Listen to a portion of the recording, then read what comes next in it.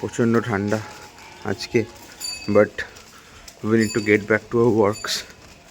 R today is 9th of January and আজকে I will be giving the non-stipendary dental house staff procedure and how to crack. And thanks for all the love for sharing yesterday's video on paid house staffship. I hope যে তোমাদের একটা basic idea we have given to. So today we'll be getting back to the non-stipendary. I like to call it non-stipendary rather than non-paid because এমনিতেও things are not getting good enough in this field, okay? So we need to get back to track. So non-stipendary colleges যেগুলো রয়েছে, they are not necessarily all government colleges. There are also semi-government colleges but and hospitals যেখানে you can get into for 6 months or maybe 1 year.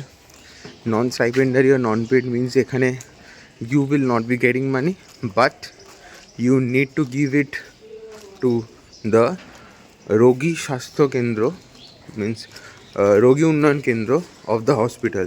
I mean to the hospital, to the government, okay?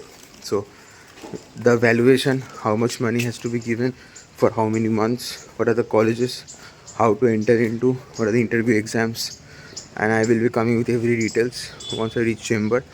এখন জিমে যাচ্ছি, দিতে দিতে late হবে because চেম্বারে পেশেন্টেশনটা আছে সকালবেলা যারা নাম লিখে আসছে। তো I will be getting back to you within the end of the day.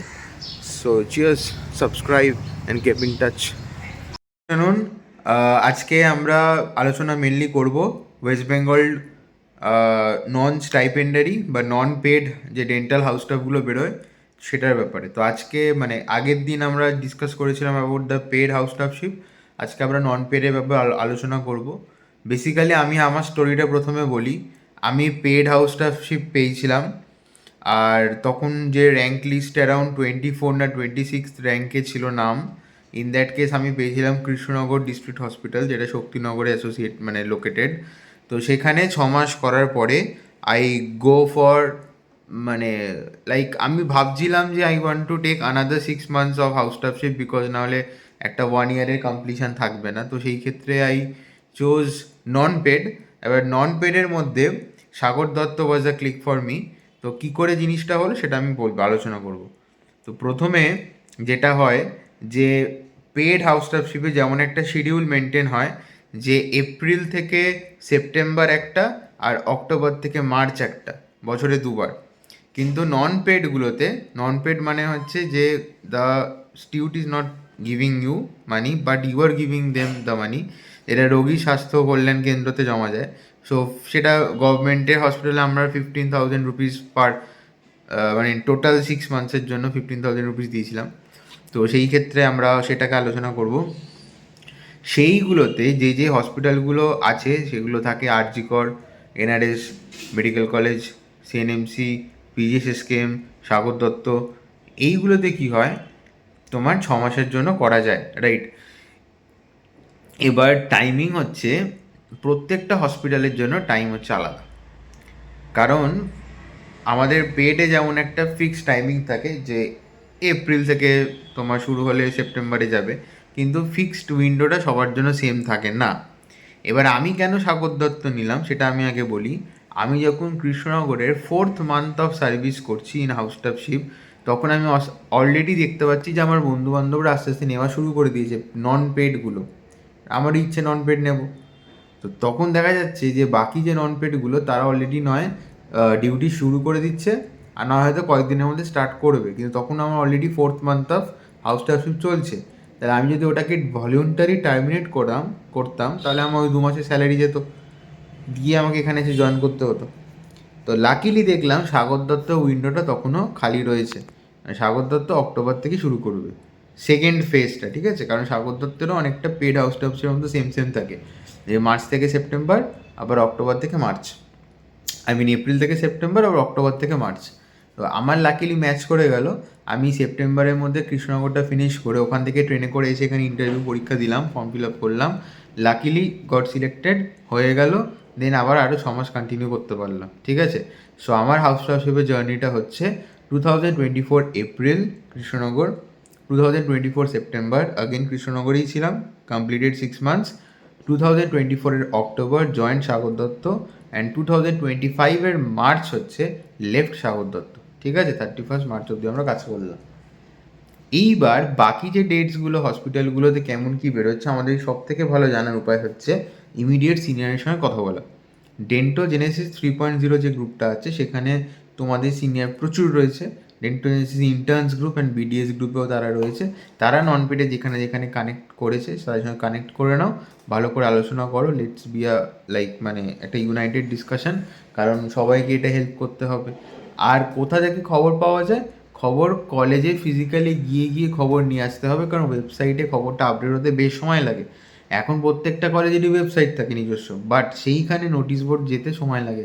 তার থেকে নিজে গিয়ে, যেমন ধরো আমি সাগর দত্ততে করেছিলাম, তো সাগর দত্ততে জেনারেলি স্টুডেন্ট সেকশানে গিয়ে কথা বলতে হয়, যেটা আমাদের অ্যানাটমি যে বিল্ডিংটা ছিল, মানে ডিসেকশন হল যে গ্রাউন্ড ফ্লোরে ছিল, সেই বিল্ডিংয়ের সেকেন্ড ফ্লোরে এই কাজটা হতো।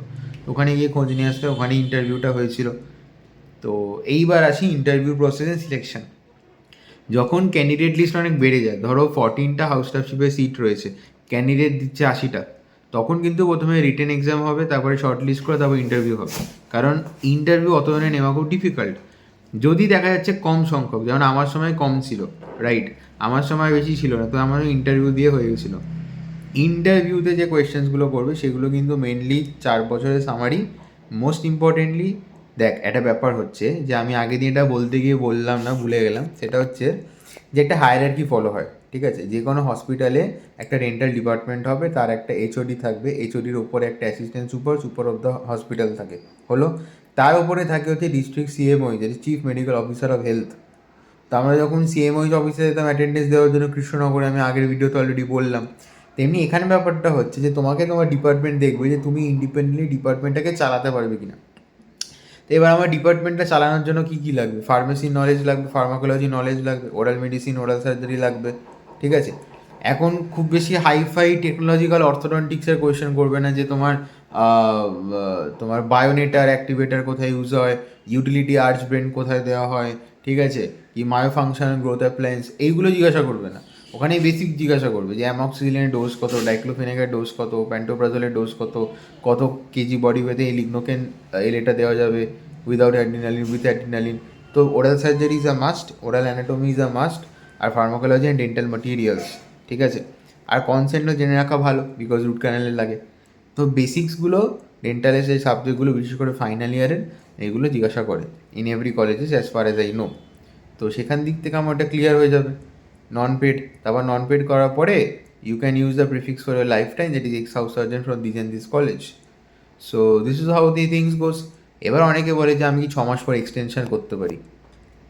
আলবাত করতে পারো। আমি এমনও দেখেছি 1.5 বছর ধরে হাউস স্টাফশিপ করছে, মানে 6 মাস করেছে, তারপর আরও 6 মাস নিয়েছে, তারপর আরও 6 মাস নিয়েছে। আপার লিমিট কত হয় সত্যি জানি না, বাট আমি হায়েস্ট আমার কিছু বন্ধুবান্ধবদের 1.5 বছর অবধি করতে দেখেছি, 6 করে। তো এই করে করে তোমার সিভি বাড়াও, তোমার মানে ওই এক্সপিরিয়েন্স বাড়াও। So this is the story of non paid house staffship. কিন্তু পেড হাউস স্টাফশিপে 6 মাসই করা যাবে, রাইট? সো এই গেল। আর একটা কোয়েশ্চেন আসতে পারে, আমি বলে রাখছি ট্রাভেল শুটিংয়ে, যে আমি বাইরের স্টেট থেকে ডেন্টাল করেছি, বিডিএস করেছি, তো আমি ওয়েস্ট বেঙ্গল অ্যাপ্লাই করতে পারি কি না? অবশ্যই পারো। আমার কিছু কিছু বন্ধুবান্ধবরা আছে যারা লখনৌ থেকে করে এসছে, যারা ছত্তিশগড় থেকে করে এসছে ডেন্টাল। খালি তোমাকে ওয়েস্ট বেঙ্গল ডেন্টাল কাউন্সিলের ট্রান্সফারের যে রেজিস্ট্রেশনটা আছে সেটা নিতে হবে। ওখানকার রেজিস্ট্রেশনটা তোমাকে সারেন্ডার করে এখান থেকে একটা নতুন রেজিস্ট্রেশন নাম্বার নিতে হবে, যেটা হচ্ছে ওয়েস্ট বেঙ্গল ডেন্টাল কাউন্সিলের registration number part A of dental surgeon. ওই নাম্বারটা পাওয়ার পরে you can freshly apply to the system, okay? So this is all that I think that it will be helpful for you guys, and if you have any question, drop down to the comment box and I'll definitely get you. Till then, next video will be launching soon. Wish you all the best. Tata, goodbye. Subscribe and share to your friends who need one.